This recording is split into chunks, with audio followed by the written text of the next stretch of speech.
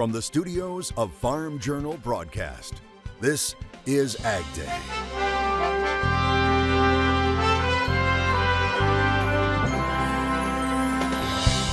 After the derecho, Grain bins appear to be standing from what I can tell. No, I was wrong. Millennial Farmer takes us on a tour of the damage at his operation as wheat farmers continue to face drought. There's nothing you can salvage here? Oh no, we're done. Prices move into record territory. This year it looks like these high prices are going to go into our winter wheat harvest. An update from the field and the market impact right now on AgDay. Good morning, I'm Clinton Griffiths. Kansas City wheat futures hitting another record high on Tuesday. Let's look at where things closed. The July wheat contract ending up 30 cents, now above $12.77, a lifetime high close. July HRW now above $13.67. That's the highest close for a nearby HRW contract since February of 2008. And July spring wheat rose to $13.93, a contract high for a fifth consecutive day.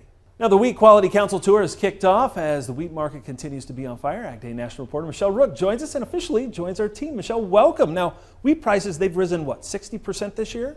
You bet, Clinton. And Kansas City wheat futures actually hit a new contract and record high on Tuesday, taking out the high set in 2008. The rally is being driven by a lack of Black Sea exports due to the war in Ukraine, India's wheat export ban, and production issues around the world and U.S. That's evident in states like Oklahoma, where this week USDA rated only 13% of the crop good to excellent, a 7% drop. There, the drought has severely cut yields. We didn't get the tillers last fall or this spring. We don't have a lot of root mass to support big yields. And then when we're starting to get into that joining reproductive stage, we didn't have a lot of water to support a good yield either. At the Lahoma Field Day in northwest Oklahoma, the crop looks good due to recent rains. However, it came too late, and now heat is hurting the crop during the filling stage. In some of these places, they are going to harvest a crop, but it's going to be anywhere maybe from the mid-15s to mid-20s. So the state's crop estimate has fallen well off of 2021. Oklahoma Grain and Feed last week put out their estimate at 56 million bushels. USDA, as of May 12th this week, put out their estimate at 60 million bushels. That's half of what the crop was last year. And probably half of what we normally have seen kind of on the 5-year average. As a result, hard red winter wheat futures have exceeded the record highs of 2008. The good news is that in 2008, that high price happened in April and very few people had wheat to sell. This year it looks like these high prices are going to go into our winter wheat harvest and our farmers are going to be able to take advantage of it. And prices could continue to climb with lower U.S. production, as only 27% of the U.S. crop was rated good to excellent on Monday, the lowest since the drought of 1989. Additionally, top wheat producer Kansas was rated 24% good to excellent, down 4% on the week. So Clinton will be closely watching the final production estimates from the wheat tour this week. All right, thanks, Michelle. Crews checking out the wheat will probably see one consistent story emerging, that of drought. Now take a look at this graphic shared by Arlen Suderman of StoneX. He puts the HRW Wheat Condition Index score at a record low for this time of year, putting it at 260. Now that's the red line on the chart. The quality rating so low it's not even a dot on their chart, with a good chunk of the crop now in drought. And drought conditions are just adding to the price pressures on farmers right now. Reporter Gabe Cohen revisits one farmer in Colorado who we spoke with in March who's still battling extreme conditions. It's going to be tough. Just 6 weeks from winter wheat harvest, Brian Brooks is staring down 4,000 acres of barren Colorado farmland, dried out by a brutal drought that could drive food prices even higher. There's nothing you can salvage here? Oh no, we're done. I mean, you walk through here and it's so frustrating to see all your hard work is sitting here blown away. Now it's time to plant corn. Would it even grow? No, we'd just be wasting our money. A severe drought from Kansas to California has put 71 million crop acres at risk, 22% of the nation's crops. Farms are rationing water, some destroying crops that they know won't survive. In the Midwest, it's the opposite. Farms are soaked and planting is weeks behind. It's just one more strain on farmers, with costs skyrocketing for labor, fuel, seed, and fertilizer. We're planting less to try to survive to live another year. Mark Arnish, like many, is switching crops and planting half as many acres. Consumers, without a question, are going to feel the pinch at the grocery store. U.S. food prices keep climbing, up 9.4% from a year ago, and expected to rise at least 5 to 6% this year. The war in Ukraine is adding to it, sending global prices sky high and creating a hunger crisis, with Ukraine and Russia's grain industries largely cut off. We're reducing the red tape. On Wednesday, the Biden administration announced new measures to help U.S. farmers, doubling funding for fertilizer production and expanding access to double cropping insurance and technologies that reduce the need for fertilizer. We can make sure the American agriculture exports will make up for the gap in Ukrainian supplies. But a new USDA report is projecting less supply and higher prices in the U.S. on grains like wheat and corn, and there's growing concern crop problems could add more stress to the food supply chain. Those drought impacts are going to result in less food being on the market, which is going to further put pressure on food prices on top of some of the inflationary pressures we've already been seeing. At City Bakery in Denver, Michael Bortz has already seen his cost of flour nearly double. I lose a lot of sleep for it. He's hiked his prices 20% to cover it. If wheat prices keep rising, will you have to raise your prices? Yes. I mean, there's no way around that. A problem that could grow from this desolate dirt where nothing else will. So just pray for rain. Updating you on efforts to move grain out of Ukraine, Poland's ag minister is saying the war-torn country's grain exports could be routed through Poland. Poland's ag minister speaking in Warsaw alongside U.S. Secretary of Ag Tom Vilsack. Now, Vilsack in Europe to discuss with other G7 ag ministers the ongoing impacts of the Russia invasion of Ukraine. And the ministers issuing a communique. That included a condemnation of the invasion by Russia of Ukraine, a condemnation as well of the use by Russia of hunger as a weapon, and the fact that Russian soldiers have also been responsible for the theft of grain in the southern part of Ukraine, all of which we roundly and very specifically condemned. A recognition in that communique of the importance of frictionless trade and the need for all of us to continue a commitment to sustainable productivity. It's important and necessary to note that we are dealing with food security issues because of the disruption of grain production in Ukraine and export of grain and oils previously produced in Ukraine. The Wall Street Journal reporting that the UN Secretary General has asked Russia to allow the shipment of some Ukrainian grain in exchange for helping facilitate Russian and Belarus exports of potash. The early season heat will be sticking around in the south. Meteorologist Matt Yurosavik joins us with an update. Matt. Yeah, Clinton, we've got 90s and triple digits down in the south. And over the next day, not much is going to be going on through the center of the country. But Thursday, Friday, that severe weather threat kicks up again. And this is what it's going to look like in the upper Midwest, parts of Minnesota up into Wisconsin. Some of those that saw the severe weather last week are going to have another chance at some stronger storms. And then as that system continues moving to the north and east, it is going to drag a very potent cold front across the eastern half of the country, bringing those temperatures back down. Out ahead of it, warm, very humid. Behind it, cooler and drier air. And that's what's going to be kind of the boundary there is our chance for that cold front bringing those severe storms on Friday in that general area and then moving eastward into Saturday. There's a look at the jet stream dipping back down in the west, keeping it cooler and more active, meanwhile staying very hot in the southwest and hot and humid out ahead in the central part and the eastern half of the United States. You can see the temperatures this afternoon very warm. Very muggy, though, in the south from Texas and Oklahoma on towards the east coast with lows in the 60s and 70s, and then again picking back up with those 80s, 90s, and feels like temperatures coming back into the triple digits for much of the south and right up through the center of the country. And long days out in the field for farmers right now. Robert Reese of Lansing, Michigan, sharing this one, saying, quote, "This farming thing is hard work. Did not even make it until 10 a.m. We hear you, Robert. I'll have more on your forecast coming up. Well, those wheat prices held on to gains. We'll look at our commodity markets coming up next. And later, Minnesota's millennial farmer takes us to his farm as the derecho blows through the storm from his own eyes.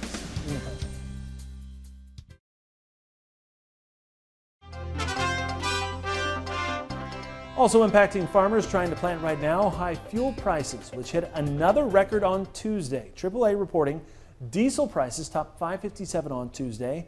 That topped Monday's record by a penny. Diesel prices are now $2.40 higher than they were a year ago. And gas prices also hitting another record high at $4.52 a gallon. The national average is now 40 cents higher than it was just a month ago and $1.47 higher than a year ago. So could we soon have a national average above $5 a gallon? One oil consulting firm says we are well on our way, but says things could change if there are surprise developments in the war in Ukraine or with COVID. All 3 wheat contracts hit new highs on Tuesday. Michelle Rook has more on the historic market moves in today's Market Watch. Joining us with market analysis, Randy Martinson Ag, and we did hit not only new contract highs, but record highs on Kansas City wheat on Tuesday, and some of that is due to these deteriorating crop conditions, right?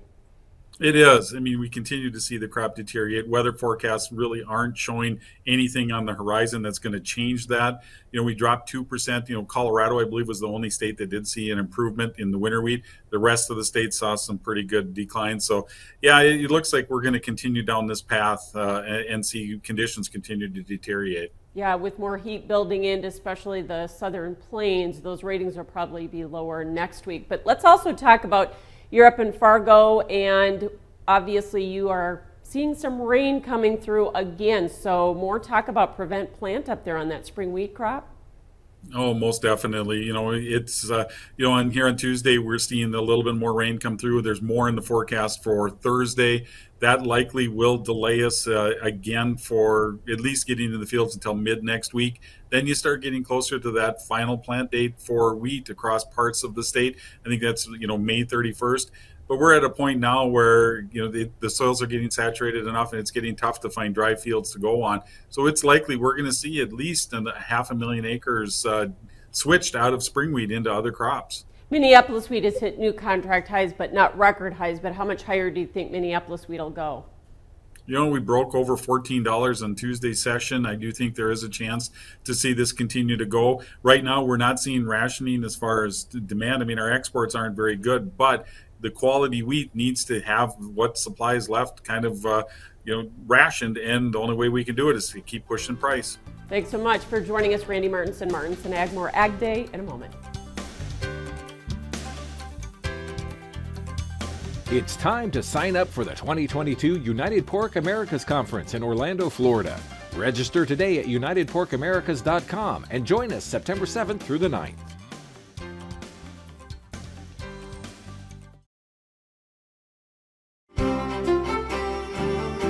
Meteorologist Matt Yurosavik joining us here. Matt, as we look at precipitation over the last 24 hours, pretty good spot right there in the middle of the country. Yeah, we're planting underway. They're trying to get things done, and more of that is going to be moving eastward through the Great Lakes and into the Ohio Valley over the next couple of days. And more rain is expected back in the Pacific Northwest as well. A couple of systems up in the north keeping things a little unsettled, so we put this in motion. You see that rain moving eastward, some scattered stuff down into Florida, but then more rainfall across the north here. That is going to be a couple of systems as that jet stream dips back in the west. It's going to keep things a little unsettled, but could help with some of those drought conditions back there in the Pacific Northwest, northern parts of Montana and the Dakotas as well. And then moving eastward, again, still seeing some shower and thunderstorm chances. So here's a look at our surface map. We've got high pressure behind that front that's moved off the east coast. And this is our storm system here that's kind of spread some of that rain into the central plains, now moving into the Great Lakes as we head through today. And another one up to the north, both of these spreading all of this moisture, which is going to move straight on east through parts of Ohio into Pennsylvania and the Northeast as we head through Wednesday evening and Thursday. Still looking at a dry line down there in parts of Texas. A couple of storms could pop up along that, but not expecting anything overly severe. And then keeping it unsettled again in the Pacific Northwest and parts of the Rockies, still dealing with a couple of showers here or there. Those storm systems continue moving eastward through Thursday as high pressure takes over in the west. It becomes hot and dry yet again. again, and very hot and humid down across the Gulf Coast as we head through the second half of this week, with more shower and storm chances up there to the north. And here's a look at those temperatures. Look at this, 90s and triple digits in parts of Texas, very hot and humid over towards the East Coast, and you can see that with those lows in the 60s and 70s. And then again, hot, humid, 80s, 90s, and triple digit heat index values all the way towards the East Coast from parts of Texas. And this is why you see this big dip in the jet stream back to the west, warmth coming up into the east. And as it stays more active, the heat's got to go somewhere. It's right down across the southern half of the United States, and that continues through the weekend and into early next week. That's a look around the country. Now let's take a look at the weather where you live. Logansport, Indiana, cloudy with showers, a high of 72 degrees. Rock Springs, Texas, mostly sunny and hot, a high of 98. And Salem, Oregon, cool and cloudy with showers, a high of 60 degrees. Well, up next, scientists have potentially stumbled upon a new problem for Florida's fruit industry. What showed up in a recent investigation into weeds? Next. And later, it's been just days since another derecho blew through the Midwest. The millennial farmer shows us how he rode out the storm in the country.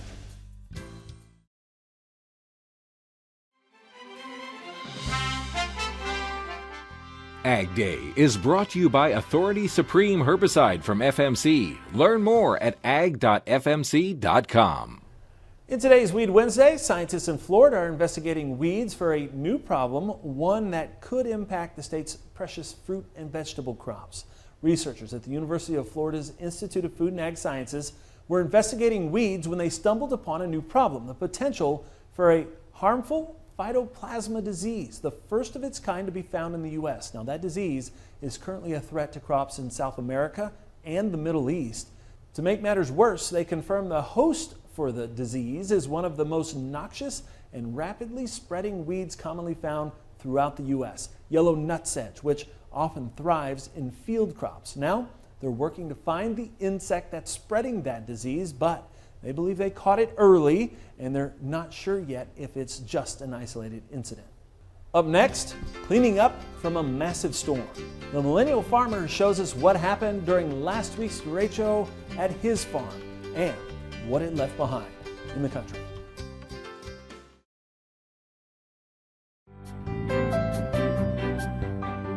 Well, it's been a busy time for many farmers, but not just when it comes to planting, but cleaning up from last week's deadly derecho. One place with major damage, millennial farmers' operations in central Minnesota. Zach Johnson shows us what went down during the storm and what's left behind. There's for sure one large tree down. There's another one back there. I don't know if you guys can see that one. Grain bins appear to be standing from what I can tell. No, I was wrong. We lost a bin roof. It's calmed down a little bit, but we have something. I can't wait. It's not raining that hard.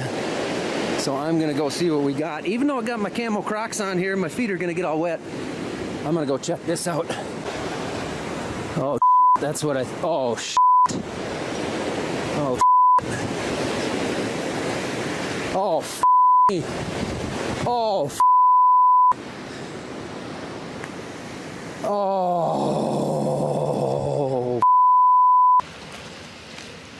Doesn't look good, does it? No, we didn't. No. How's the planter? I haven't been in there yet since I was on the phone with you. Okay. We just drove down here. To me, that's the biggest thing right now. Well, yeah. The seed tender looks pretty. That's got a lot on top of it.